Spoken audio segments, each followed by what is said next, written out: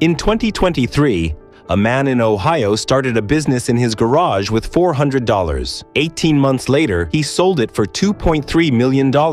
He wasn't a genius. He didn't have a rich uncle. He just found something almost nobody else was looking at. And here's the part that should scare you a little. The U.S. Bureau of Labor Statistics says the average person will change careers between 5 and 7 times in their life. Not jobs, careers. The stable, secure job your parents told you to chase? It doesn't really exist anymore. So today, we're counting down 10 small business ideas that have the real potential to make someone rich in 2026. Some of them cost almost nothing to start. One of them, at the very end, has a level of upside that even surprised us while researching this video. Stick around, because number 1 isn't what most people expect. Here's why this is happening right now. Corporate layoffs hit record levels in recent years, even at companies considered safe. Meanwhile, something strange happened. While big companies were cutting jobs, small businesses in America were being formed at the fastest rate in over a decade. People aren't waiting to get picked anymore. They're building their own paths. And artificial intelligence, automation, and cheap online tools have made starting a business more accessible than at any point in modern history. The businesses on this list aren't overnight lottery tickets. They're real, buildable, and some are already quietly making regular people wealthy. Let's start the countdown. Number 10 is mobile detailing. This is a service where you clean, polish, and restore vehicles at the customer's home or office instead of a shop. Car ownership in the US is at an all-time high, and busy professionals will pay a premium just to save time. Startup cost is low, often under $2,000 for basic equipment. Skills required are mostly hands-on and learnable through YouTube in a weekend. Monthly income for a solo operator ranges from $3,000 to $8,000, and multi-van operations can push far past that. The advantage here is almost no overhead, since you're not paying rent for a shop. The risk is physical wear on your body and weather dependency. One Texas operator started with a single van, and within 3 years was running a fleet of 6, pulling in over $40,000 a month. As luxury car ownership grows, this business only gets more valuable. But mobile detailing is nothing compared to what's coming at number 9, a business most people have literally never heard of. Number 9 is a vending machine micro-franchise, but not the kind you're picturing. Modern vending isn't just soda and chips anymore. Smart machines now dispense electronics, skincare, even fresh food, and they run almost entirely on autopilot. Startup cost per machine ranges from $2,000 to $10,000. The skill required is basically logistics and location scouting. Nothing technical. A well-placed machine can generate $500 to $1,500 a month in pure profit. The advantage is passive income once it's set up. The risk is picking a bad location, which can kill your margins fast. One investor in Florida now owns 40 machines across gyms and apartment complexes and treats it like a part-time job that runs itself. Here's a myth worth busting. Most people think vending is outdated. In reality, it's one of the most under-the-radar passive income machines in the country right now. Speaking of passive income, number 8 takes that idea and puts it on autopilot completely. Number 8 is a laundromat, but reimagined for 2026 with app-based, unattended operation. Laundromats sound boring until you realize something. They're recession-resistant. People do laundry in good times and bad. Startup cost is steep, often $80,000 to $200,000. But many buyers finance this through SBA loans. No specialized skill is needed beyond basic management. Monthly income after expenses commonly lands between $3,000 and $10,000 for a single well-located store. The advantage is extremely low daily involvement once systems are automated. The risk is the large upfront investment and slow payback period. A woman in Georgia bought a struggling laundromat, added app payments and modern machines, and doubled revenue in under a year without hiring a single employee. This is the kind of business Wall Street quietly loves because cash flow is predictable. Now, if laundromats represent boring stability, number 7 represents something on the completely opposite end: explosive growth.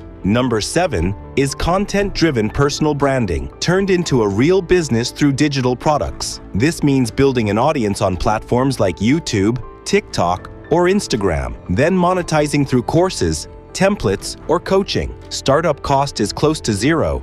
just a phone and consistency. The skill required is communication and patience. Since growth takes time, income is wildly variable, from a few $100s a month to six figures. But the ceiling is essentially unlimited. The advantage is you're building an asset, your audience, that compounds over time. The risk is burnout and inconsistent income in the early stages. Here's a hidden opportunity most people miss. You don't need millions of followers. A creator with just 8,000 highly engaged followers built a $40 digital template and made over six figures in a single year. Attention is the new real estate, and most people are still renting instead of owning it. But building an audience takes time. Number 6 is for people who want to build wealth through something more immediate: other people's homes. Number 6 is short-term rental arbitrage. This means renting a property long-term, then subleasing it as a short-term rental for a profit, without ever owning real estate. Demand for unique,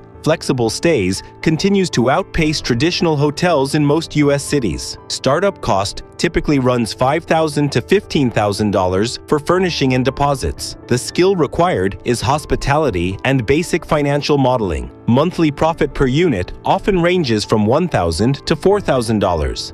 And scaling to several units multiplies quickly. The advantage is you build a real estate-style income stream without needing a mortgage. The risk is landlord restrictions and local short-term rental regulations, which are tightening in some cities. A Nashville entrepreneur scaled this to 12 units and now nets over $30,000 a month, all from properties she doesn't even own. Now here's a mistake almost every beginner makes on this list so far. They chase income before they understand margins. Number 5 flips that completely because its margins are almost absurd. Number 5 is a specialty coffee or beverage cart in high-traffic areas. This is a compact mobile setup serving premium drinks at events, office parks, or busy streets. Coffee culture in America keeps growing, and specialty drinks now command prices people wouldn't have paid a decade ago. Startup cost ranges from $10,000 to $30,000 depending on equipment. Skills required include basic barista training and customer service. Monthly income for a single well-placed cart often falls between $4,000 and $12,000. The advantage is a genuinely low cost of goods with high markup.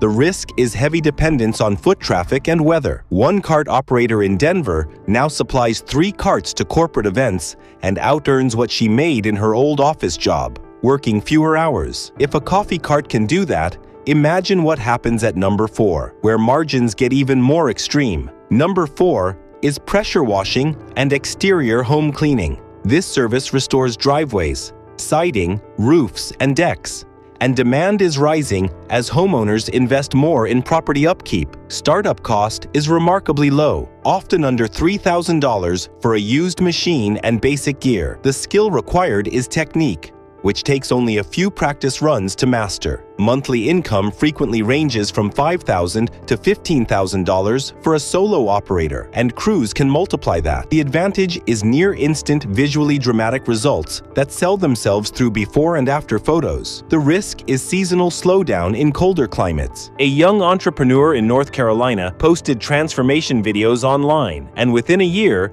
had a 2-year waiting list and hired 3 additional crews. This industry is exploding specifically because it's so visual, which means it's practically built for social media marketing. We're getting close now. Number 3 completely changes the type of business we're talking about. Number 3 is an AI-powered service agency, helping small businesses automate tasks like customer service, scheduling, or marketing. Most small business owners in America know they need AI tools, but have no idea how to actually implement them. That gap is the opportunity. Startup cost is close to zero beyond a laptop and some initial learning. The skill required is technical curiosity, not a computer science degree. Monthly income for agency owners commonly ranges from $5,000 to $25,000 once a handful of clients are locked in. The advantage is you're selling directly into the biggest technology shift in a generation: The risk is the field moving fast enough that you must constantly keep learning. One former marketing employee now runs an agency helping dentists and law firms automate their appointment booking, billing 12 clients over $3,000 a month each. This entire industry barely existed 3 years ago. Now we arrive at number 2, and this one might genuinely surprise you. Number 2 is a specialized home service franchise, specifically in the trades. Think HVAC, electrical, or plumbing support services. Skilled trade labor is in a genuine national shortage, and demand keeps climbing as fewer young Americans enter these fields. Startup cost through franchising typically runs $50,000 to $150,000. But non-franchise entry can start much lower with a single certified technician. The skill required is either a trade certification or the ability to hire skilled technicians. Monthly revenue for an established operation often reaches $15,000 to $60,000. The advantage is recession resistance, since people always need working plumbing and electricity. The risk is licensing complexity and the need for reliable skilled labor. A husband and wife team in Arizona started with one HVAC technician and, within 4 years, built a company generating over $2 million a year in revenue. This is one of the least glamorous, most consistently profitable categories in this entire list. And now, the moment you've been waiting for. Number 1 is building and monetizing a niche digital platform, a specialized app, tool, or online community solving one specific, painful problem for one specific audience. This isn't about going viral or chasing trends. It's about finding a narrow, underserved need and building the definitive solution for it. Demand keeps growing because niche communities pay more, stay loyal longer, and are dramatically underserved by big tech companies chasing mass audiences instead. Startup cost can be as low as $500 using no-code tools, or scale up to $50,000 for custom development. The skill required is problem-solving and deep understanding of a specific audience's pain points, not necessarily coding. Monthly income ranges enormously, from a few $1,000s for a small tool to well over $100,000 for platforms that find real traction. The advantage is almost unmatched. Software scales without adding proportional costs, meaning your income can grow far faster than your workload. The risk is finding true product-market fit, which can take multiple attempts before something clicks. A single developer built a scheduling tool for a narrow niche, wedding photographers, and within 2 years was generating over $200,000 a year, entirely solo, with no employees. This is why it takes the top spot. It combines low startup cost, massive scalability, and a genuine underserved market, the exact formula that has created more new millionaires in the last 5 years than almost any other category on this list. Here's the truth: nobody tells you about getting rich through small business. It's rarely about finding some secret nobody else knows. It's about noticing a real problem, moving before everyone else catches on, and staying consistent long after the excitement wears off. Every single person mentioned in this video started exactly where you are right now, watching, thinking, wondering if it's really possible. The only difference between them and everyone who stayed on the sidelines is that they eventually stopped watching and started building. If you had to start just one of these businesses today, which one would you choose? Let me know in the comments.